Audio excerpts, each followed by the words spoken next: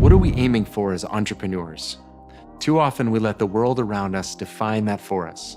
We pursue high roller bank accounts and shiny new toys. We fix our aim on financial success.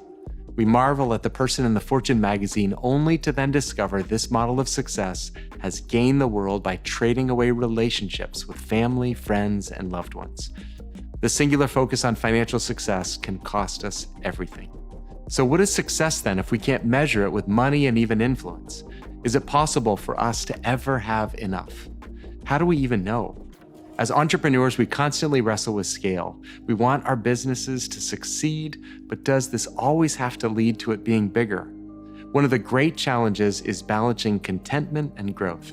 Greyling Motors has tapped into this idea of redefining success, and we wanted to share the inspiring story our friends at Ziwani have captured with you.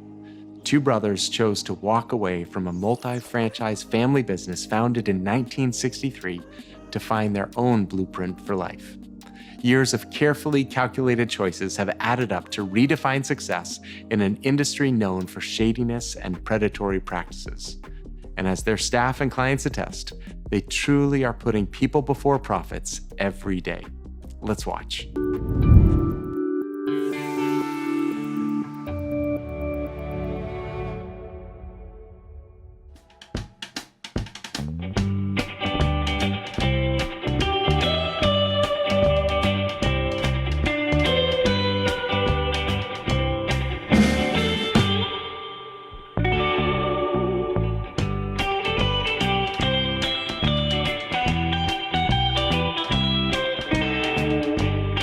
My grandfather started in Vicksburg in the Eastern Free State in 1963.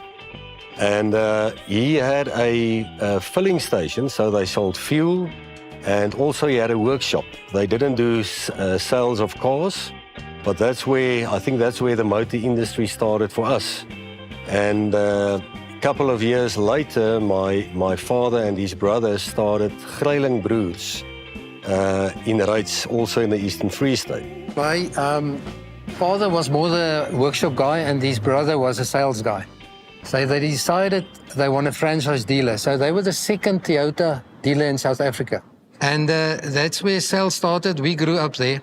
Me and Stephan, we played in the workshop. We were there all the time after school and so on. So I, as a small child, I flew with my dad between Rights and Putarichaba on a weekly basis. We flew back and forth as he did business, and to Bloemfontein and all over. So that was the magnitude of the business at that stage. For us, it was a must that we have to find our own blueprint. And I think maybe then also define our own success, because our success was measured in what rights the family, the community expected of us. And at that stage, we felt that this is not where we need to go. We have another calling. When I decided to come to Pretoria and start the business, I phoned him and I asked him, "Are you in?" He immediately said, "Yes, I'm in." We obviously knew now we're in big trouble, we cannot go back. I know we have our a 6-month-old baby, a bakkie, and Louis got a back payment from SARS. That actually helped a lot. And Stephan had a BMW. Yeah, a BMW. I think the BMW was more valuable than the bakkie. And don't ask me what bakkie it was. Yeah. Louis can fill you in. I can remember. No, I can never remember. That was what they they started with. Yeah. They walked out with what they had, you know. So there's only one way we can do it. It's going to be me and him and the Lord. That was what we realized at that stage. I remember when we started the business, if you make 70,000 Rand on those days, then I will take 7, he will take 7, and the other 7 is for the Lord's work. That's how the business started. So we had 2 cars on the floor. It was his car and my car. So we sold our own cars. And he went to a Mercedes dealer, I think it was Cargo Motors or one of the big guys, and he said to them, "Oh, I've got a buyer for your 560 Merc." And they said to him, "Okay, that's fine. Take it and go and show it to your client." God's favor was just upon us from the start. From day one, yeah. Yeah.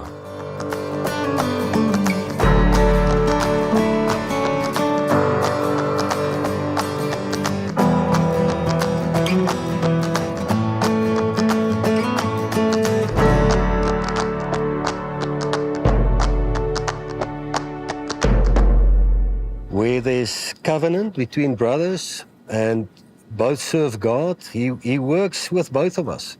So when people come in here and they need help, or there's a place where we need to sow, if I feel in my heart and I test it with Louis, he would have felt it also the previous day or close to that date. So God is really working with us in unity. And in 25 years, we've never had a bad argument. We've never had big different viewpoints.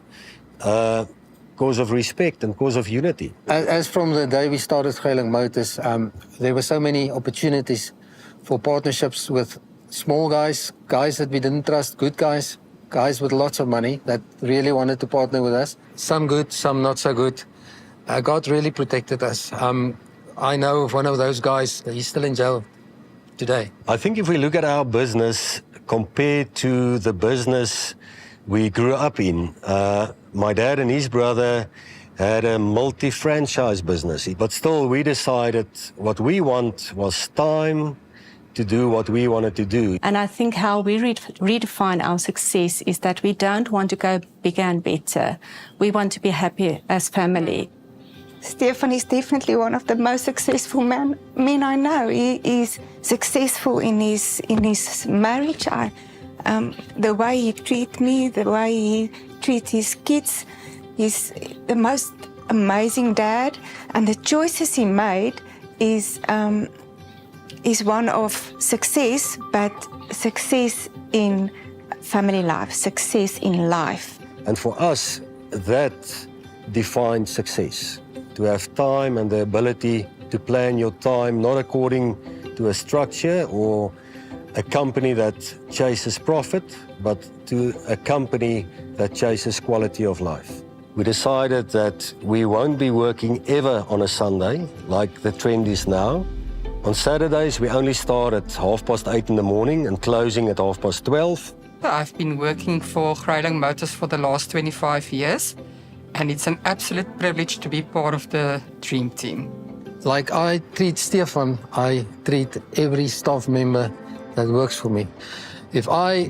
We feel every Saturday one of them must be off. We feel that the admin staff shouldn't work over weekends.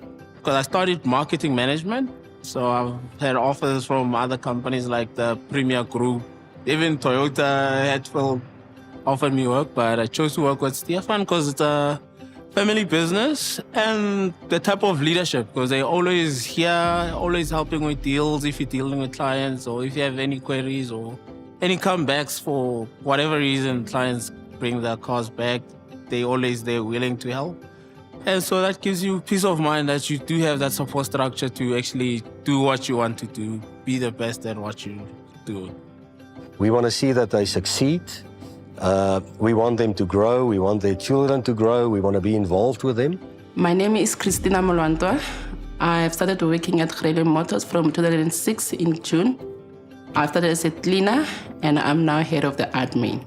At Greyling Motors, you are part of a family. So we know their children, we know their families, we know their wives. Some of them is here for 25 years. My name is Herman. I've been here with Greyling Motors for almost 13 years. And when you work so long together with other people, you become friends, you become a family. It's been last 15 years, been an amazing journey here. And I think what I value most here is that we're all here for one another. But in terms of clients, you know, we're there to look after the clients. It's, as many people say, it's putting people first before profit.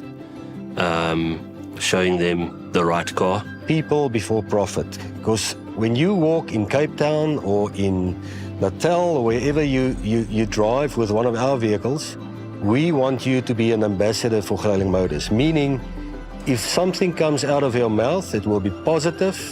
You will refer clients to us because of the way we treat you and because of the product we sold to you. And that's why we believe we cannot be a mega dealer and still have that quality of vehicles and that hands-on approach on customers and vehicles. In our second vehicle, we had a little bit of a situation that happened. We went on holiday and fueled up in a place close to where we were going, and they threw petrol in the diesel, and it was a very messy story. We didn't know whose fault it was. We were back and forth the whole holiday, and the way that Greyling Motors and Stephan handled that was one of just excellence. They took the blame, even though it wasn't their fault. And it came out later that it was the petrol station's fault. They paid over the money. They even gave money to us to enjoy our holiday. At the end of the day, I think we're standing around about between 8 and 10 cars over the stretch 16, 17 years that I've known them. We became friends along the way. And I mean, if you're friends with a second-hand car dealer, you need to know there's trust and there's integrity. And that's why we believe to really assist people in trying to specifically find out what's the right vehicle for their need. And also to sometimes get someone out of a fancy, expensive vehicle or the idea of having something very fancy to buying something cheaper that they can afford that's going to fit their budget. And that comes back to the people before profit principle.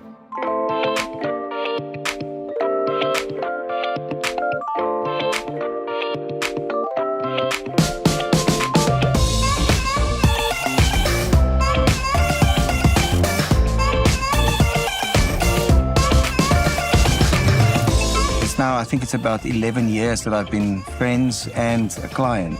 I think the thing that, for me, is that Greyling Motors, they're people of integrity. When they say something, they mean it, and they do it. I've bought probably more than 25 cars from these guys. Yeah, it's been a privilege to do business with them. I think what stands out to me is care. These guys take care of you. Properly take care of you, and that's something that stood out on each transaction up to now.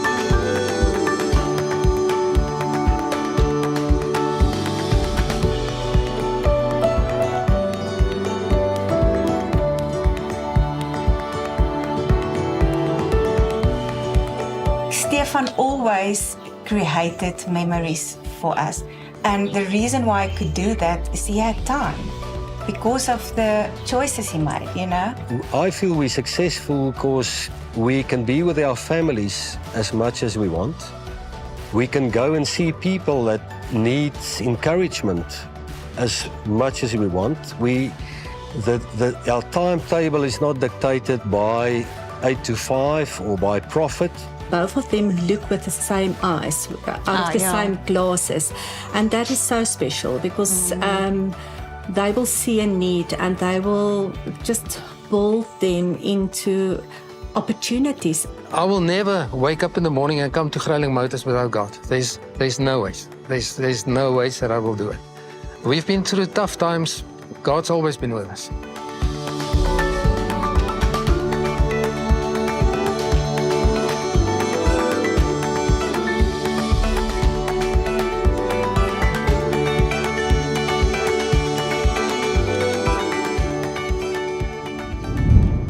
Contrary to popular belief, money is not the root of all evil, and financial success can simply be a byproduct of business well done.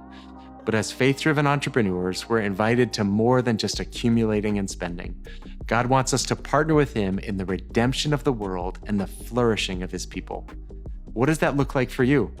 Have you considered establishing a financial finish line for yourself? These are the goals you put in place to ensure you meet your desired cost of living and then give, donate, invest, and generously distribute the rest as God guides you. What does that look like for your enterprise? Do you have line items in your budget dedicated to giving generously to your employees, communities, and cities? God is a big fan of quality work and sweat equity.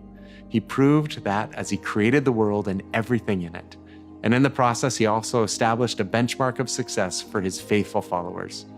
He created, he saw that it was good, and he rested. Success doesn't necessarily come from working harder or growing bigger. It comes from knowing that everything we do is under the power of God and for his glory, not ours. Talk about the session in your group and how it relates to the journey you're on. Open yourselves up to learning from one another. Be transparent and honest with each other. What you get out of this time together will only be as enriching and life-giving as what you put into it. See you next time.